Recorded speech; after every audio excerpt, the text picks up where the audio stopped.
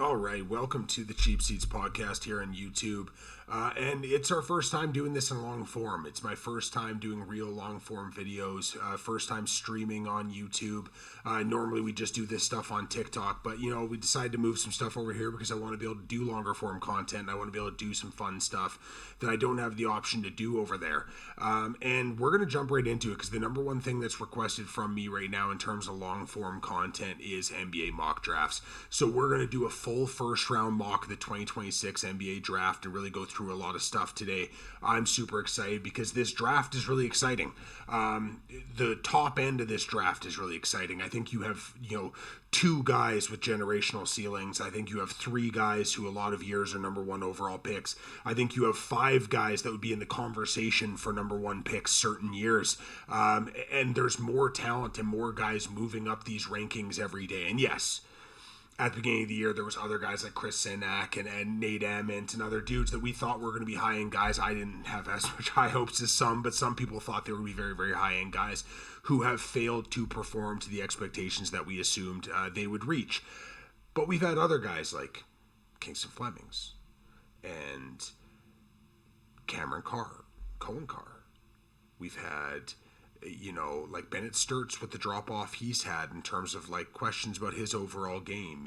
We've had a lot of risers and a lot of fallers. There's been a ton of mobility in this draft class, and that's what makes it a lot of fun.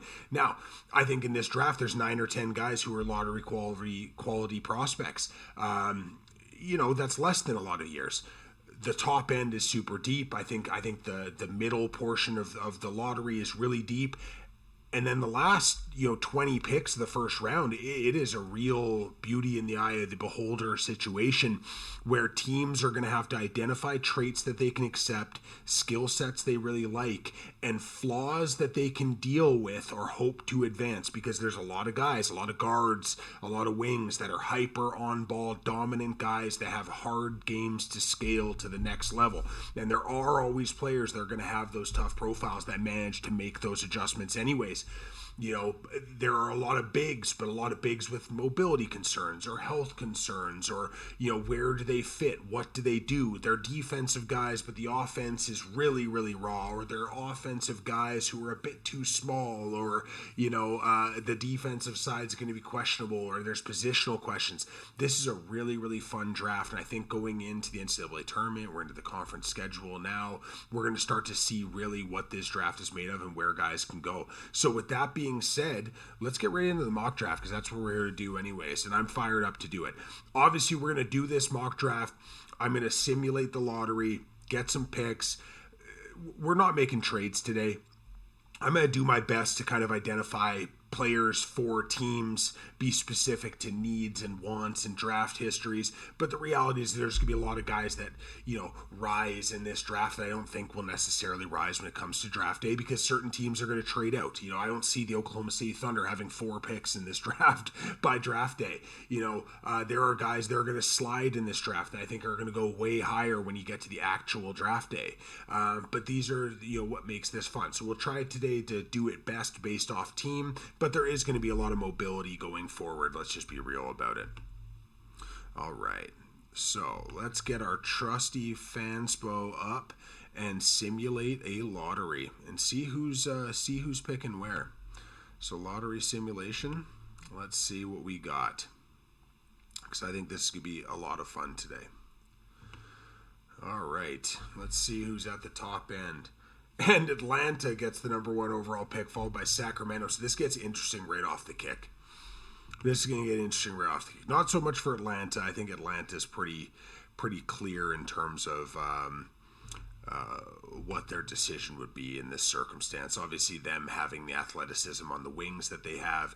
There's no true dominant center in this draft class. So they just traded away Trae Young. Trae Young's an unbelievable player. Unbelievable offensive player, but didn't necessarily fit with what they're trying to do. Darren Peterson is a 6'5", maybe 6'6". We'll see what the measurements say. 7-foot wingspan, combo guard that can play on ball, off ball, the defensive potential, especially as an off-ball disruptor, on-ball disruptor, is there. The shot making is elite, which is a big thing that this Atlanta Hawks team is missing, is that true level of shot maker and creation. Having a perimeter defense with Darren Peterson and Dyson Daniels is immediately interesting. Having those athletes on the wing, the Nickeil Alexander-Walkers and the Risaches, if he's still there, and obviously Jalen Johnson and everything he does, and having the ability to have Darren Pearson and Jalen Johnson, all of these super athletes running in transition all day long, awesome. And it fills a massive need, which means that the only thing that they really need is like maybe a true center. I love Onyeka Okongwu, but there are limitations due to his size. Asen Newell has outperformed in moments what I thought he was going to do. Long term, he's more of a 4.5 than a true 4 or a true 5. And that can be problematic sometimes. But don't overthink this. Darren Peterson with the first pick just makes 100% sense to the Atlanta Hawks. Number 2 overall is the absolute dumpster fire that is the Sacramento Kings. And a very interesting situation for them as well, because what are they going to do with Sabonis? Are they dealing Sabonis? Will Sabonis be a Toronto Raptor by the deadline? That will be interesting to see what type of value that has right now. They have a lot of guards. They don't have the guy, though, but they've invested a ton of money. They have a ton of money invested in the wings. The big man spots are really what they need. And if Domantas Sabonis is moved, like maybe Cam Boozer is an option for those spots. But the reality is, I don't think you're going to pass up the chance of drafting AJ DeBansta so you can hold on to DeMar DeRozan at his age. AJ DeBansta, that elite level athleticism, pairing him with Keegan Murray in that shot making. If they have Sabonis there, he can cover up with some of the Sabonis downfalls with the length and athleticism on the wing. He can play well in transition. They've got shooters. They've got some level of youth. I think he smooths out a lot of stuff, and I think that there is that potential ceiling where he can become a guy that isn't just like a good player. He becomes a guy that you build a franchise around. So the number 2 overall pick, without much consideration for anybody else. I love Cam Boozer, but AJ DeBansta is going right there. Utah Jazz at number 3, and honestly, this couldn't have really worked out any better for them. I think there is a definitive top 3. I do have a separate tier break. At that point, they have Walker Kessler. Hopefully, they keep him. They have Lauri Markkanen. Keontae George has taken a massive step up. I think Collier's going to be a solid backup guard for them for a long time. I like the fact they added Walter Clayton. What would a physically dominant interior jack of all trades big man like Cam Boozer mean to this team with that kind of winning attitude, with that professionalism, all of the passing skills, and I believe in the 3-point shot, and I think he's going to be a functionally decent defender. I don't think he's going to be a high-level defender, but I think he's smart and he's switchable and he's tough. And I think Cam Boozer to this Utah Jazz team just makes a ton of sense, and he makes them a ton better. And he pairs so well with the Ace Baileys and the Lauri Markkanens and the Walker Kesslers and, Keontae Georges and everybody else they've got. So I think Cam Boozer to Utah is a great spot for him to land. The Indiana Pacers, number 4. So this is where it gets interesting because, the next 2 guys on the board, if we're being real, are Caleb Wilson, who is a 4-man, who I think at some point can play the 5 as he fills out because he's so athletic and he's so dominant. And there is a ton of gift and skill there. The non-dunk finishing needs to improve. Let's just be real about it. The defensive lapses need to improve because the defensive awareness right now is bad. He makes splash plays, but he gets blown up a lot on the defensive end. There's flashes with the mid-range game. There's really, really, really dynamic flashes with his passing game too, which is super awesome. But they've got Siakam there. Siakam is a true 4. I don't think Caleb Wilson's ready to play the 5. I think that they're going to be a team that's going to be looking for a piece that can compete with. But the other problem is they've got Halliburton. They've got and they've got Nembhard. I don't think Kingston Fleming is the guy for this spot. I think this is a true to form trade out pick. I think they would be looking to trade out of this spot if this is where they end up, because no matter where you go down on this board, and like I said, we're scrolling because this big board's a little bit odd actually. There's a lot of guys out of order here. they're in a tough spot. So I think just because of the sheer dominant athleticism, Siakam's getting up there a little bit in age. They'd love to get a true wing, somebody that can space the floor and do a lot of that stuff. But I think Caleb Wilson by default ends up being the pick here. And I hate to say by default because he is such like a spectacularly good player. I just think it's a little bit early to go get Cam Carr. I think it's a little bit early to go get Keaton Wagler, although I think Wagler would be fantastic there. I just don't think 4 is the spot. I think this is an optimal spot where the Indiana Pacers would look to trade down, acquire extra assets, or get a big name player to a team that like really, really desperately just loves Wilson or Flemings. But we'll go with Caleb Wilson here since we're not doing trades today. And, hey, nobody's going to complain about getting Caleb Wilson. The Washington Wizards. And this is another one of these fun ones because obviously they just traded for Trae Young. They have Trey Johnson. They have Bilal Coulibaly. They have Keyshawn George and Alex Sarr. And I think there's a really, really good base of talent to build off of. But I think they need a big physical center. I think they need a center with athleticism and burst and toughness and, preferably if he had, high-level rim finishing and stuff like that, but you can't get everything you want in this pick. I just think that since Alex Sarr, obviously is getting stronger, but still struggles to do a lot of the big man stuff, I think that Jaden Quaintance, despite the flaws on offense, despite the health issues, I just think with his size and length and mobility and defensive toughness and rim finishing, he's the guy. So if I'm the Washington Wizards, who aren't looking to compete right now, or willing to take a little bit more on the project side of things, I think building a defense with Quaintance and Sarr and George and Coulibaly, all of a sudden you're covering up for a lot of the things that Trae Young can't do and Trey Johnson struggles with. So Jaden Quaintance is the pick here for the Washington Wizards for me. Another super interesting one here because Kingston Flemings is sitting on the board. He's ready to go. But they just drafted every point guard in the draft last year. But here's the reality. You do not put bad money on bad money, right? You don't overthink this. Yegor, the shooting is way better than I thought it was going to be. The defense is rough. The passing skills are elite. The problem is he's not a good enough ball handler, not a good enough guy generating paint touches to unlock and weaponize that passing skill. So he's looking more and more like a guy who's going to be more of a point forward at times.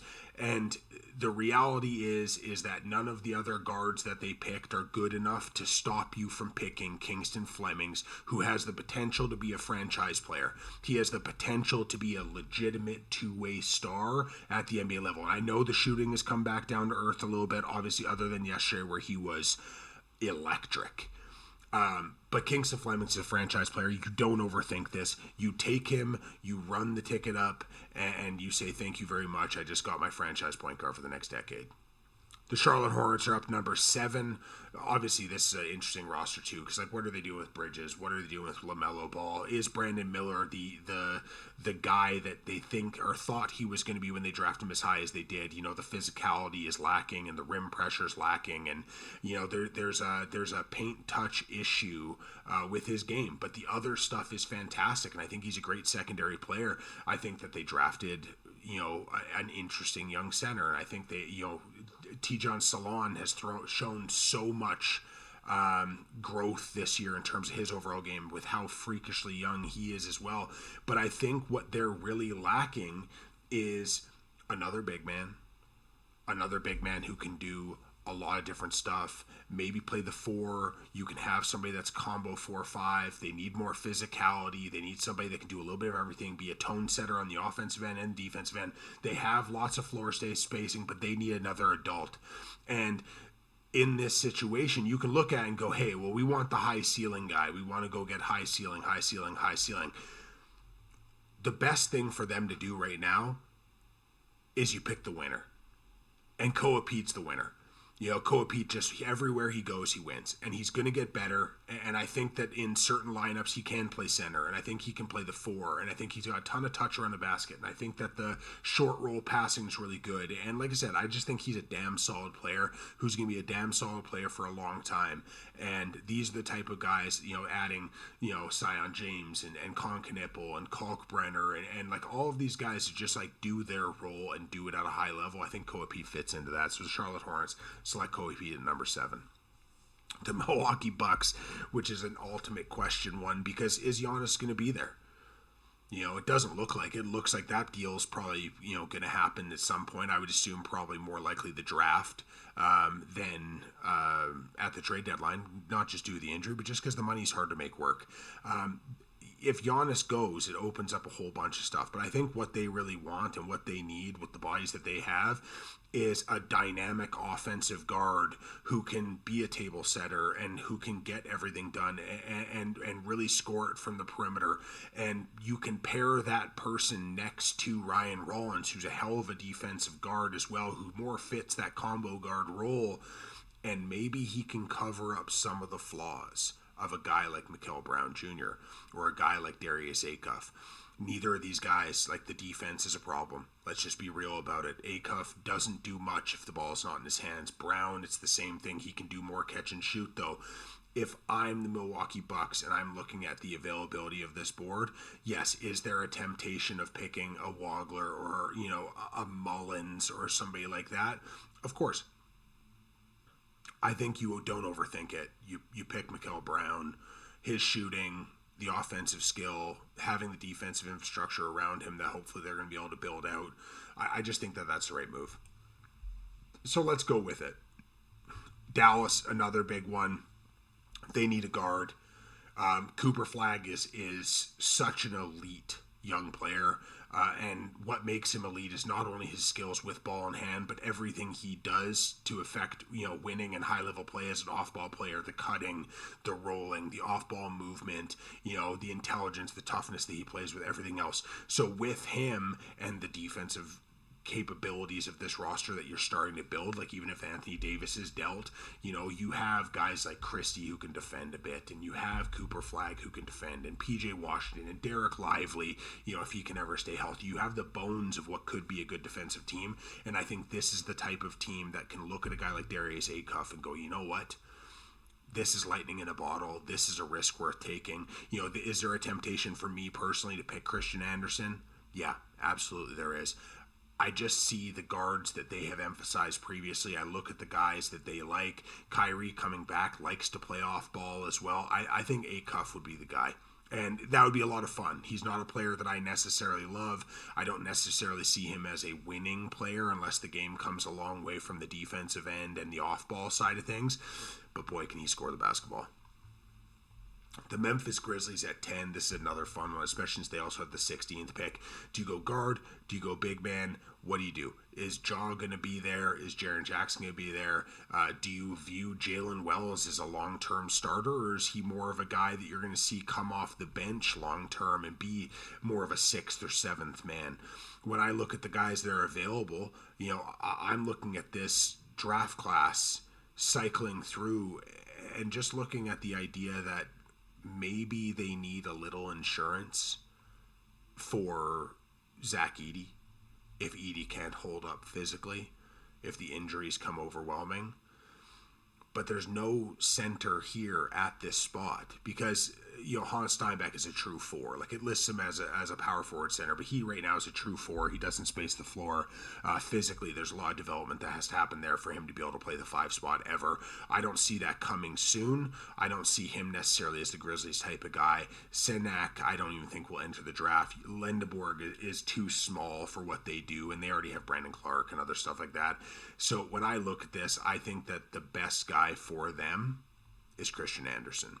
I think Christian Anderson can come in. He can be an offensive table setter. He can score you the ball, high-level passing rates. He's efficient. I know he's small. He's going to get picked on the defensive end sometimes, but it's not because of a lack of effort. He's a disruptive defender. He's just little. And like I said, I think he's a damn good player, and I think that that's one of my favorite kind of matchup combinations in this draft is if Ja Morant is dealt. I just view him as a guy that can come in and do a lot of business. The Oklahoma City Thunder, like, what do they really need? They've kind of got everything. Obviously, they're probably moving off iHeart. They'll probably be moving off of Dort, maybe Isaiah Joe as well. They're looking to get younger, more explosive, more athletic. Maybe, another guy that can play on ball, off ball would be helpful. But at the end of the day, the thing they love more than anything is the ability to just shoot the crap out of the ball and be long and fight through screens and be impactful on the defensive end, maybe just with length. And LeBaron Philon is a player I love, but I just don't see him necessarily as the fit there, the way that he plays. I could see a guy like Yaxel Lendeborg fitting in really well, but I just, again, the positional size, things like this. For me, it really comes down to, do they want the developmental guy in Braylon Mullins, who has the potential to be like a high-end defensive guy as well, if he can figure out the defense? I just mean physical traits-wise. Cam Carr can do a lot of stuff. And they like guys with his profile. Keaton Wagler is just somebody that can come in and just bucket you to death. And there are those moments where you need that. But I think they go thinking long-term. I think that Braylon Mullins makes a lot of sense for them, and it's not the sexiest pick in the world. But he does a lot of the stuff they like, and I think that Braylon Mullins in this spot with the shooting and the length and everything else makes a ton of sense, and you can kind of develop him slowly with this core. Who we got now? Where are we at? So, San Antonio Spurs at number 12, and this is another one where it gets super fun. They don't need a guard. Obviously, they have a million high-level guards on their team. Harrison Barnes is getting up there in age. They could use somebody with some physicality. They could use somebody that was going to kind of be able to park next to Wemby and do a lot of the actual down-low center stuff, so he can play more of a, not a finesse game, but we know how Wemby prefers to play. He likes to use his length and mobility. Patrick Gamba is an option here. I do like the idea of a center or a true power forward, going on in these spots. I think Yaxel Lendeborg just makes a ton of sense. I'd love a Demara here. I don't know if it's the direction they'd go. Like, they have Cornette. I just think that they'd want to go a different direction. Henry Vasar makes a ton of sense here as well, and I could see him being somebody that they would really, really like. Joshua Jefferson could be a lot of fun with these guys too. And actually, you know what? I think Joshua Jefferson might be the guy. His ability to kind of do everything, like a Kyle Anderson on steroids, like not the most athletic guy in the world, but just he's developed a jump shot, and he plays tough and physical and high level passing reads, and he does everything, makes guys play through his chest. He could play with Wemby. He could absolutely play with him. I'm going to go with Joshua Jefferson here, and I love the fit. I just think that being able to build this core out, Carter Bryant will be a year older, how athletic he is, how athletic Wembanyama is, and how athletic Castle and all of these guys are, mixing in a guy like Joshua Jefferson who doesn't have the same athletic chops, but can do everything else around it. I just think he fits so well. So we're going to go Joshua Jefferson to the San Antonio Spurs, and love that pick. The Portland Trailblazers, Klingon's a long-term piece. Scoot's not going anywhere. Denny Avdia obviously is a long-term piece. I think that, there's questions about Shaden Sharp and what he is long-term. I think that they would be looking, they just got Young Hansen in the first round last year. I'm not a big believer in that as a player. But I think that the thing that they could really use as like that Jeremy Grant replacement is a bigger wing that can score. And when we talk about bigger wings that can score and maybe, pass the basketball, get downhill a little bit, there's a couple names that become really, really interesting to me. Avdalas is interesting, doesn't shoot it yet. Big time defensive questions. Thomas Hawk makes so much sense for this team in terms of just being able to do all the dirty work. Keaton Wagler is long enough to play the three, and he could play with Denny, and he could play with Sharp and all these guys. But I just think that maybe Karim Lopez is a guy that they would love. I don't love Krim Lopez. It's not my style of dude. Um, Nate Ament, do they go high upside and just go with Nate Ament? I'm not a believer in this profile at all. I have him ranked in the high 20s. You know what? I think it's Cameron Carr. I think Cameron Carr fits too well with the jump shooting and the length and the explosive athleticism, his ability to run in transition. I think he's going to end up being a pretty good defender if he can add strength. I'm going to go with Cameron Carr to the Portland Trailblazers, and I'm fine with that. He's skinny, but like if he adds strength, this kid has the potential to be special. Chicago Bulls, I don't think this is overly confusing. The centers on the board are not good enough to take in this spot and run with full time, unless they're just enamored with Patrick Gamba, which I don't know if they would be. That doesn't seem like their kind of guy. They're going to lose Kobe White. Let's just be real about it. They're going to lose Kobe White. That's definitely going to happen. They need somebody that can play next to Giddey, on ball, off ball, do a lot of different stuff. I think LeBaron Philon in this spot's too good to pass up. He's not a perfect fit with this team, but I think he's a pretty damn good fit. And talent-wise, like I said, at 14, for a team that needs an additional guard, getting a guy that's just so good at everything like Philon is, can impact the game in so many different ways. Even his floor is like elite level backup point guard. So I think the Bulls go LeBaron Philon here and are happy with that pick. The Miami Heat's always a weird one because you never know what they're going to do, because it seems like they have an idea of where they want to go, and then all of a sudden the idea goes away. If I'm them, I am looking at the point guard spot. I think they need a little bit more. I love Davion Mitchell. I love Drew Smith. It doesn't seem like they fully trust Drew Smith. And let's be real, he's more of a 2 anyways. I know some people are trying to portray him as a point guard right now. Tyler Hero seems to be on the outs. I don't know what they're going to do on the trade market. I don't know if they trust Khalil Ware as a long-term center. It doesn't seem like they do, but they also don't trust Bam to do it full time because they think he's too small. So do they take center? Do they take somebody that can play the 4-5 and do a little bit of center, a little bit of power forward, undersized guy, maybe like Yaxel Lendeborg that plays with physical strength? They like some of their older guys in terms of drafting guys like Jaime Jaquez. Do they go for a scoring guard and just grab like a Bennett Sturts? Does Krim Lopez make a lot of sense there as a guy that, like I said, has the profile to do a lot?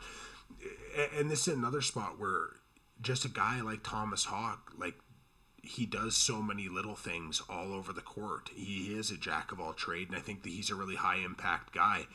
Is there a chance that that's what it is? Or do they just go center and have 48 minutes of high level center at a certain point? You know what? I think they go center. I think they do. And I think that given the choices of the centers on the board for the team that they have, I think they go undersized center and they go with Yaxel Lendeborg. I don't think he plays center full time, but I think he's a guy that can give you 3, 4, 5 versatility depending on the matchups. He can play with Ware. He can play with Bam. He can do a little bit of everything. He's more of a true 4 than anything else, but he's strong enough to hold up in certain matchups. I think that could be interesting. And like I said, as an older NCAA guy, I think he fits with what they like. So Yaxel Lendeborg, you're going to the Miami Heat at 15. Memphis just picked Christian Anderson. Now they're back on the line for this one. They have Edey. They like big dominant centers that take up a ton of space. I don't know if Edey can stay in the lineup consistently. Is there a logical sense to say, you know what? Let's just grab a Demara. We don't have to alter our system much then. No matter who's in the lineup or whatever minutes you're playing, it doesn't give you a lot of match versatility. But if you still have Jaren Jackson, then you don't need as much match versatility because, like I said, if you don't want to play Mara or Edey, you can just play Jaren Jackson as kind of an undersized 5, and then have rebounding around him. Or do they go with more of a traditional guy like Henry Vesar, who can have a little bit more versatility in his game? Patrick Gamba is strong, but like I said, that's that one spot. Hans Steinbeck to me is kind of already very Santi Aldama-ish in terms of profile. Obviously not the shooter that Aldama is. I think it would be super fun just to see them grab a Demara and just have 48 minutes of Giants at the center's position. So I'm going to go that route. I think that would be great for them. And then you're coming with Christian Anderson and Damar as a draft, and I think you're in a pretty good spot there. Golden State Warriors, I think this pick gets dealt.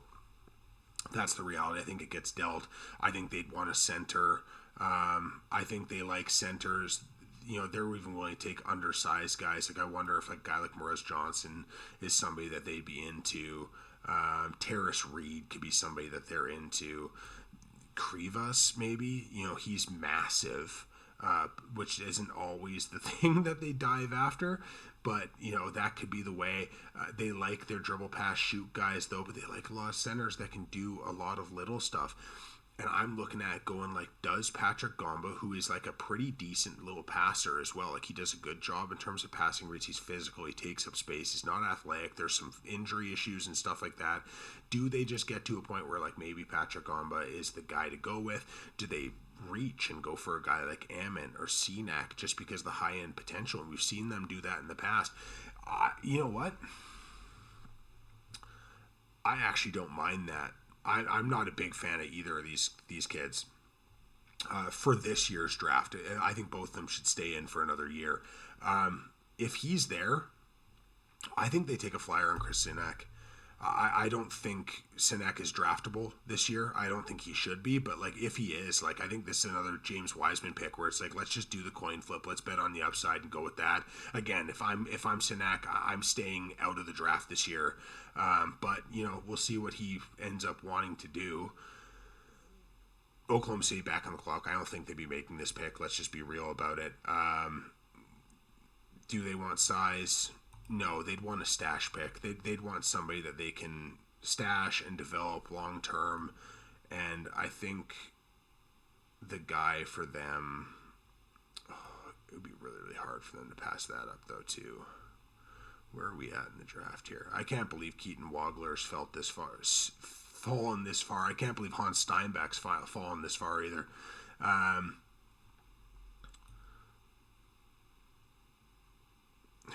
There's a lot of good options here. You know what? I don't think they go Gamba because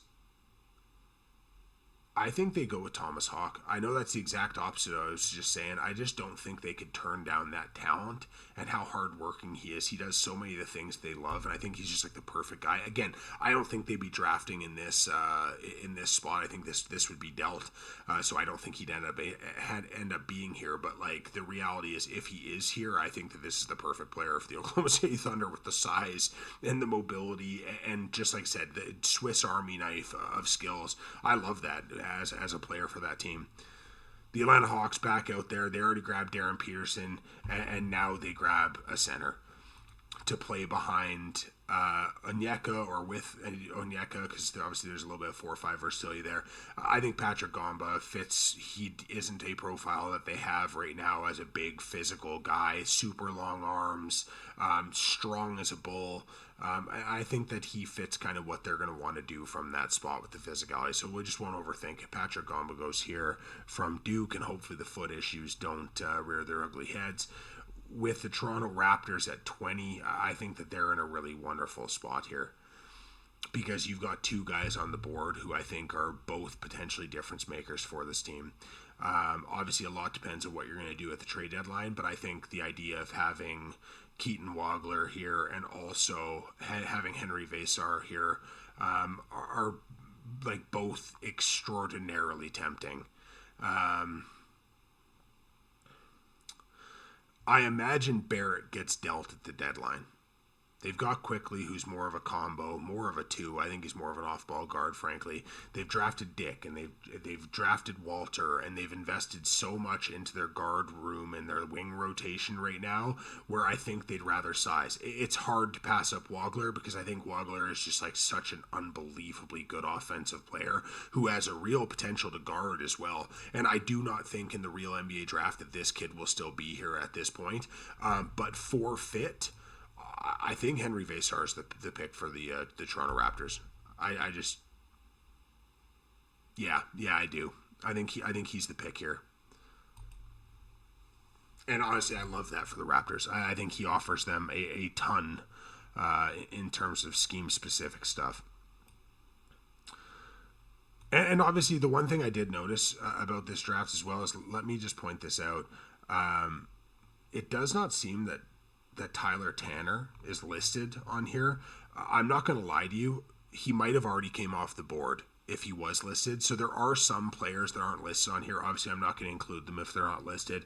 But that is something I do want people to be aware of, that it's not like I'm low on certain guys. Just certain guys just literally aren't on the board. Minnesota needs a point guard. They need a real point guard. I'm not sure if Bennett Sturts is a point guard long term or not. I think he probably is. I don't think he can defend his position, unfortunately, and I think that makes him a difficult fit. But Malik Thomas also doesn't defend his position. Tahad Pettiford is just not draftable at the first round. Dash Daniels is not a point guard shooting guard. He is a 2-3. They need a point guard. They're going to draft Bennett Sturts, and hopefully he develops into, what some people believe he can. The Charlotte Hornets at 22, they pick Koa Pete with the 7th pick. I think they're looking for more guys that are professionals. I think they're looking for more guys that are just going to come in and be pros, offer toughness, do all this kind of stuff. If they can provide some level of shooting as well, I think that would be key. And I think the reality is that Keaton Wagler falling into their laps in this situation, you can't say no to that. And they come away this draft with Wagler and Koa Pete. That's a coup. This kid's awesome. His game's a little awkward, but man, he can score the damn basketball. The New York Knicks at 23. Again, another tricky one because they don't seem to trust Kolek. I don't think Miles McBride is a point guard. I think he's a 2. But like Mitchell Robinson's leaving. Mitchell Robinson's going to be gone. Towns obviously has his struggles filling out the center spot. Ejiofor is smaller. Like at that point, like is it much of an upgrade over like Huckporty? Morez Johnson, same thing, a bit small. Terrace Reed could be interesting for them. Krivas could be interesting for them. And a part of me is like, do you think they would just jump on Krivas and be like, you know what, this could be our Zubats in terms of a guy that can take up space and be massive and do all these things? Or do they get desperate and do they really just go out? They like their small guards. They like their guards that can do kind of one thing. They're playing Landry Shamet right now. Who would you rather have, Malik Thomas or Landry Shamet long term, right? Yes, he lacks physical strength. I think he's a guy the Knicks would actually like quite a bit. Let's be real, their entire scheme is developed to cover up the flaws of defensive point guards. It would be hard to pick Krivas this early. Caden Boozer's not that guy. Uzan, no. Like I said, if Tyler Tanner's here, this is the Tyler Tanner spot. Like, no question, this is where he's going. But I'll pick Malik Thomas from less of options.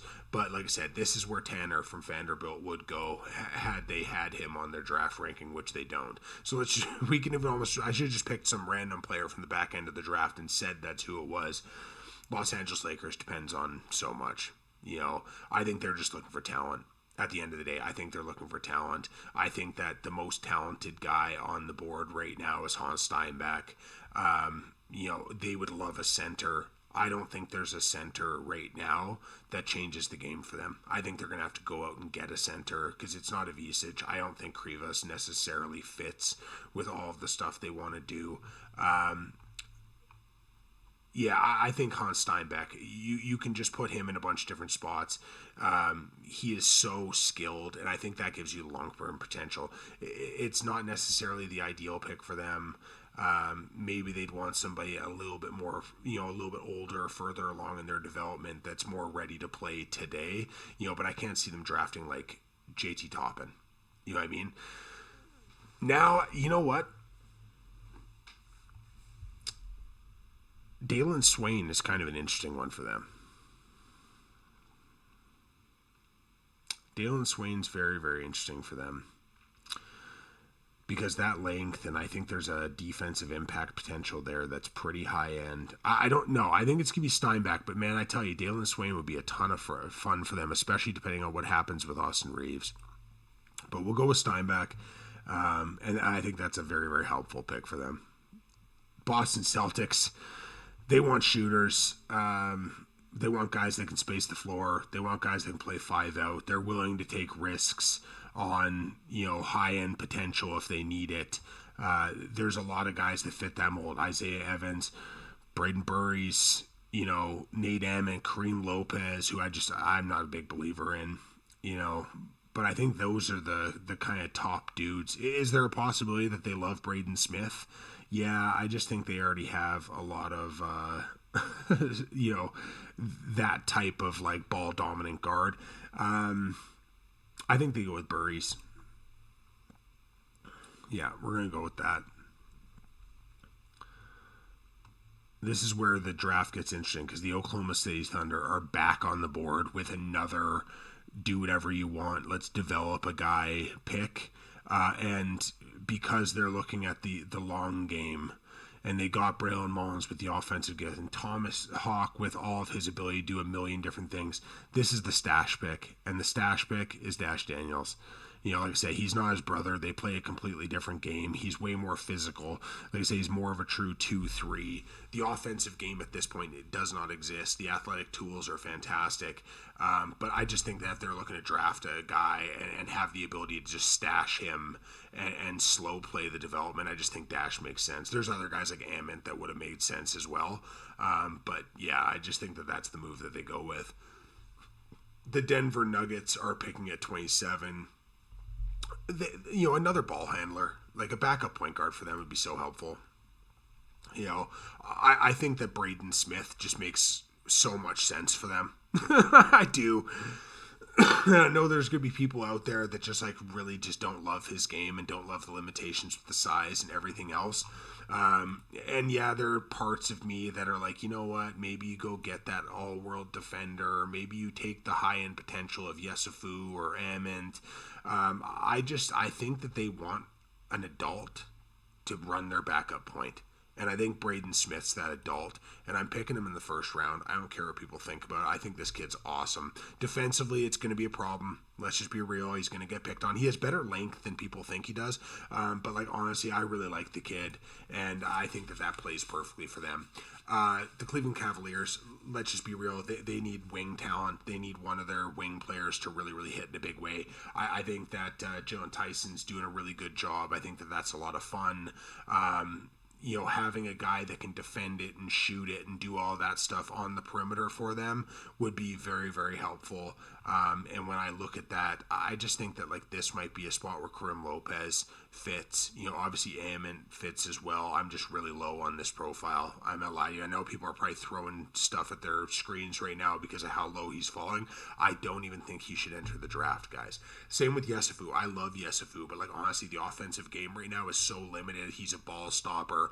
I think the defensive potential is really, really good. I think he could end up being like Lou Dort or like a really athletic, two-way wing who's like predominantly a defensive stopper, but gets hot once in a while.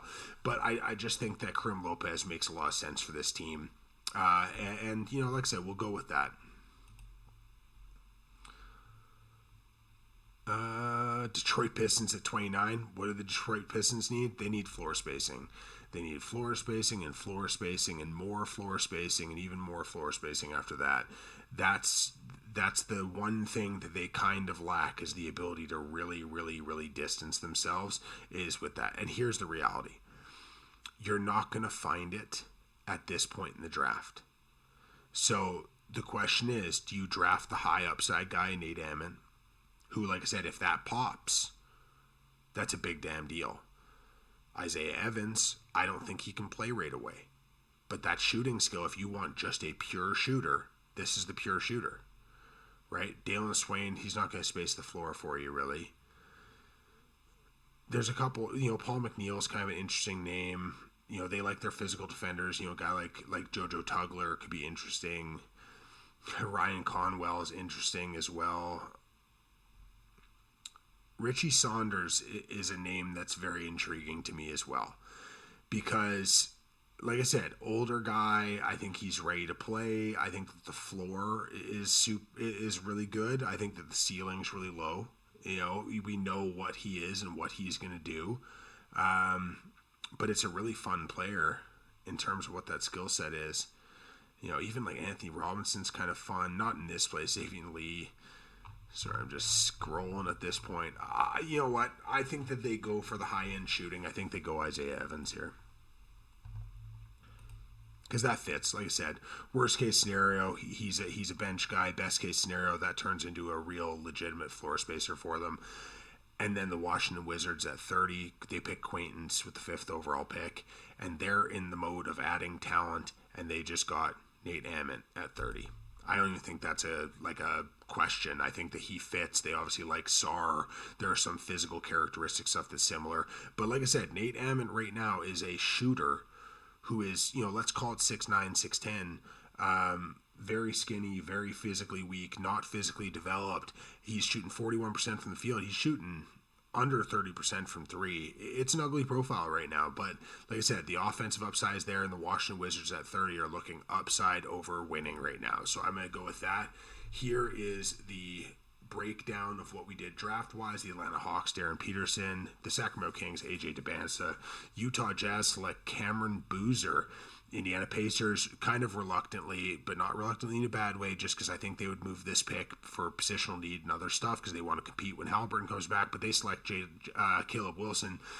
The Washington Wizards, who are already loaded at guard, don't pick Kingston Flemings, which hurts. I think they try to trade down in this circumstance as well, but they pick Jaden Quaintance. Kingston Flemings goes 6, which is an absolute travesty because this kid is special.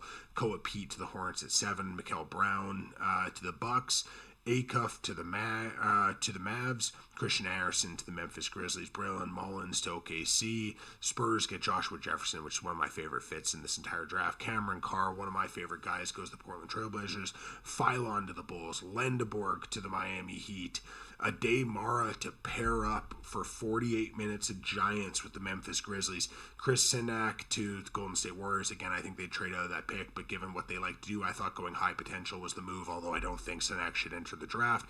Thomas Hawk to the Oklahoma State Thunder, Patrick Gamba to the Atlanta Hawks, Henry Vasar to the Toronto Raptors. Love that pick. Really torn between him and Wagler when that was available. Bennett Sturts to the Minnesota Timberwolves, Keaton Wagler to the Charlotte Hornets, who had a phenomenal mock draft. Malik Thomas goes to the Knicks, which I'm lukewarm about. Hans Steinbach to the Los Angeles Lakers, getting a high potential forward. Burries goes to the Celtics, which makes sense. OKC drafts Dash Daniels so they can stash him. Braden Smith to the Denver Nuggets, which, again, it just makes so much sense. Karim Lopez to the Cleveland Cavaliers. Isaiah Evans to the Detroit Pistons. And Nate Ament at the last pick of the first round goes to the Washington Wizards. And like I said, there are guys that were not available to be drafted, like Tanner, etc., that would have been picked. There are guys that went low in this draft that will go much higher in the actual draft because, like I said, this is not how the draft order is going to look at that time. So, again, there are players like Hans Steinbach and Keaton Wagler that will not fall this far. Let's just be real. Unless something weird happens, an injury, they will not fall this far. I don't think there's a chance in hell that, as of right now, the Kingston Flemings goes 6. He's going to be in the top 5. There's no question in my mind. Somebody will move up to grab him. Right? So these are the differences in this mock. So understand that that's why it's not a finished product mock. We're too far out from the season. And I'm going to start to do some of these with trades, but we're not doing it for right now. So that's just the way it is. And going forward, we're going to have the opportunity to really start to do a lot of fun stuff. Drop in the comment section. Like I said, like, comment, share, follow, all that stuff. If there's specific videos you want to see, let me know. We'll go through and we'll do that. And like I said, I'm going to try to make one of these every week. We might do an NFL mock this week. If not, we're going to do NBA draft big boards. And if there's anything else that you guys would like to see, I'm going to have a Toronto Blue Jays top prospects list coming out at some point. I might do that on my Substack. And then check out the TikTok content and everything else. But for now, let me know in the comment section. Give it a look. And thanks for joining. And I hope it was a good listen. And we will see you next time.